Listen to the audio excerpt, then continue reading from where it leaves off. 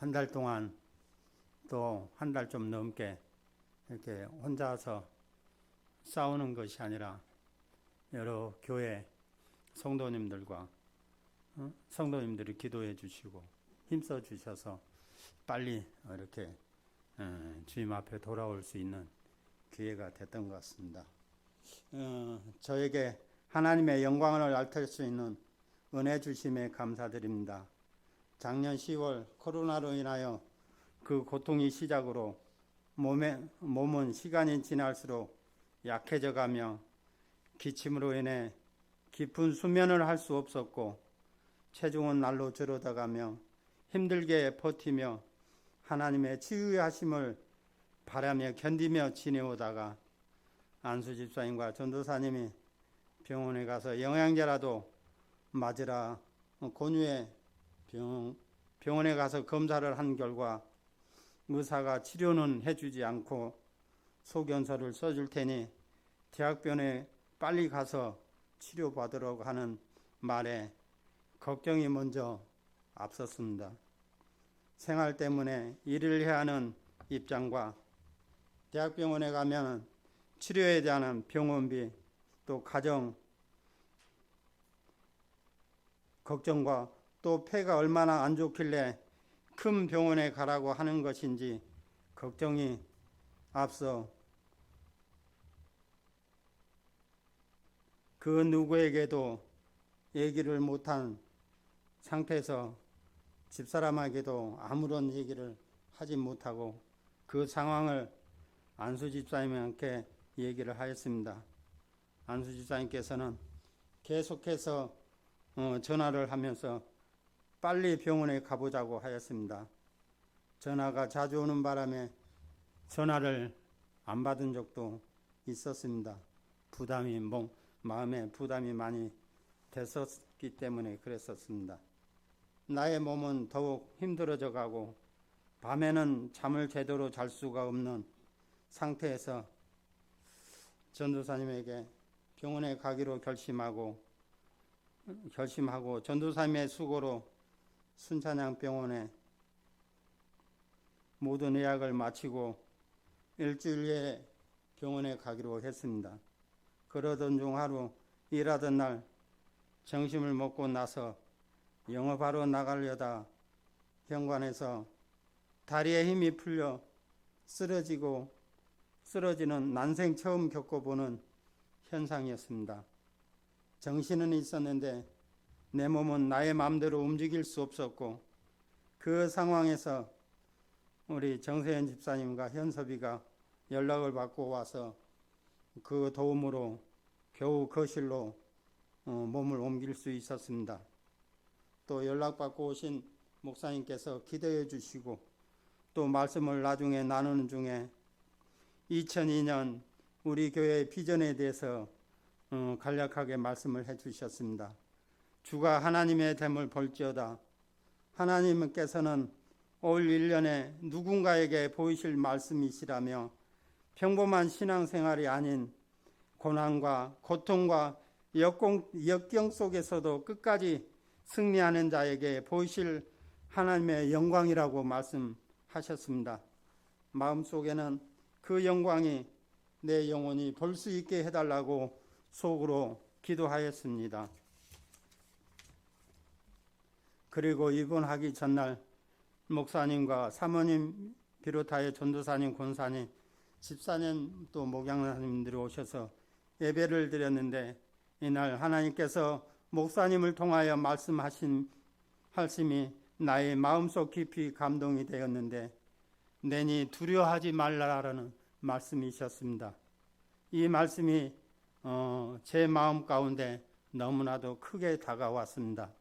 이러한 말씀을 붙들고 이번 기간 동안 내 마음을 붙들고 있었습니다. 무슨 치료를 하러 가든 어떤 것을 하든 항상 내 마음속에 내니 두려워하지 말라는 하나님의 그러한 위로하심이 있었습니다. 그러게 엑스레이를 찍었는데 왼쪽 폐에 주먹만한 크기의 덩어리가 있다는 것입니다. 걱정이 앞섰습니다. 혹 암이 아닐까 싶은 마음에서였습니다. 그래서 더 자세하게 알기 위하여 CT 촬영을 했는데 우려와 달리 그 고름덩어리가 주먹만한 것으로 이렇게 판명이 되어서 약물로 치료하면 안 되는 시술을 해서 관을 등에 꼽아 빼야 한다고까지 말씀을 하셨습니다. 이러한 상황 속에서 하나님께서 말씀하시면 내니 두려워하지 말라 하시며 평안을 주셨습니다. 이번 중에 코에 관을 넣어 기관지를 보는 내시경 등 쪽에 구멍을 뚫어 관을 그 농덩어리에 넣어서 빼는 것까지 하였습니다. 3주 동안 병원에 입원해 있으면서 많은 생각과 묵상을 통하여 하나님께서 일하셨음을 느끼게 하셨습니다.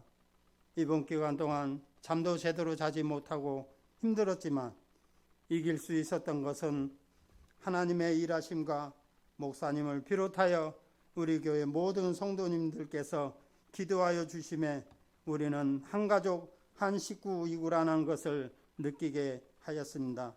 또 매일 성경 상고와 매일 예배, 수요, 금요 주일 예배를 통하여 하나님의 나에게 말씀하셨습니다. 나에게 속한 자녀라고 나의 사랑을 그 누구에서도 끊을 수 없다라고 말씀하심에 마음의 평안과 하나님께서 고난 속에서도 함께하여 주시는구나를 새삼 느끼게 하셨습니다. 그런데 이런 상황 속에서도 엎친데 덮친다고 하던가요? 전화가 왔는데 미래가 교통사고로 육지의 진단을 받는 발가락에 골절상을 입었다는 것입니다. 또 며칠이 안 돼서 동호가 대전에서 천화로 오던 중 고속도로에서 삼중 추돌의 사고가 났다고 하는 것입니다. 사고가 얼마 난지 크게 나지 않아 다행이라 생각했습니다. 그러던 좀 전화가 와서 자기도 교통사고로 다쳤다는 겁니다. 일주일 동안 저희 자녀들이 교통사고로 이렇게 교통사고에 고통을 당했던 것입니다. 서류 같은 경우는 시내버스를 타고 가다가 버스가 급브레이크 밟는 바람에 넘어져서 여기저기 다쳤다라고 이렇게 전화가 와서 일주일 사이에 왜 우리 가정에 이러한 사고가 생기는 건지 하나님 앞에 하나님께 하고 싶은 말씀이 무엇이 있으신지 묵상하면서 아직도 고난이 남았습니까? 기도하게 되었습니다.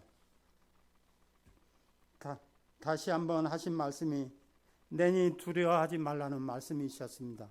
그러한 상황 속에서도 주님은 내가 너의 하나님이시라고 걱정하지 말라고 이렇게 말씀하여 주셨던 것이었습니다.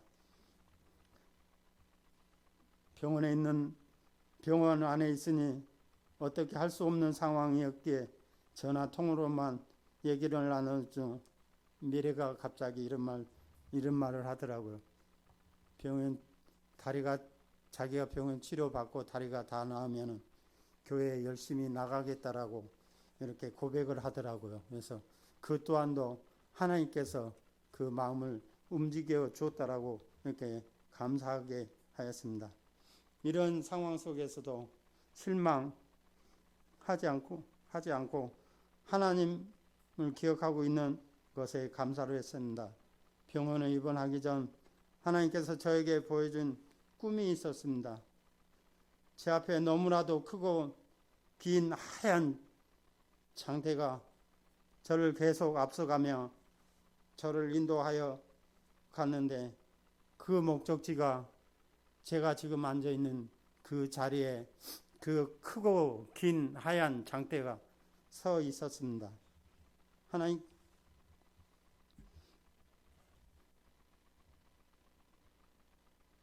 그 자리에 멈춰 서 있는 것이었습니다. 그 꿈을 통하여 열심히 신앙생활이 미지근하여지면서 교회와 가장 곳으로 인도하신 하나님의 사랑을 몸으로 밀어내면서 멀어져 갈 때 이러한 나의 생애 두 번째 큰 고난을 통하여 하나님이 더욱 가까이 하나님 앞에 더 가까이 더욱 사랑하라고 하기 위하여 주신 꿈인 걸로 그렇게 느꼈습니다.